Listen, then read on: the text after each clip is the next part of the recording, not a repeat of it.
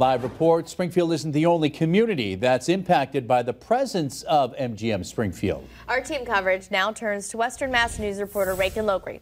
She's live with us in studio. And Reagan, you spoke with a local police chief about how casino revenue has benefited them. Yeah, Abby and Chris, there are actually 8 cities and towns outside of Springfield that have agreements in place with MGM Springfield, resulting in regular funding coming in from the casino.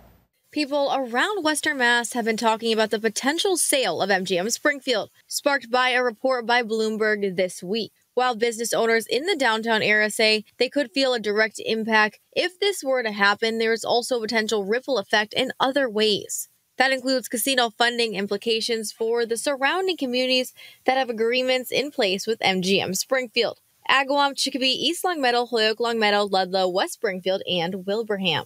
In the case of Ludlow, Police Chief Daniel Valadas tells Western Mass News their department has received a portion of casino revenue for tools to improve their day-to-day operations. And it helped us buy things that we wouldn't have been able to purchase. What the casino mitigation fund is meant for us is primarily traffic mitigation equipment. Last year, they did fund us a certain amount for training of my officers.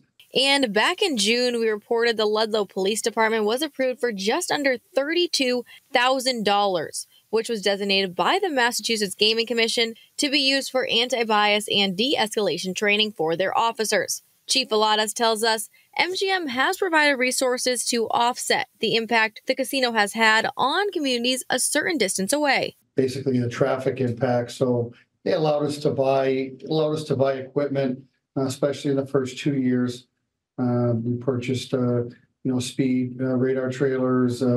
We purchased other equipment having to do primarily with traffic mitigation. However, Chief Valadas says, despite the funding to help officers across Western Mass fight crime, that may have increased due to the casino. The gambling industry in general revolves around what he describes as vices, and this comes with challenges. You are going to have people who are going to abuse of that vice and are going to put themselves in desperate situations, and that happens. Overall, Chief Valadas tells me he believes the MGM Casino has been an excellent investment in the city of Springfield and surrounding communities, adding that he wishes them well whether or not they decide to sell. Reporting live in studio, Reagan Logri for Western Mass News.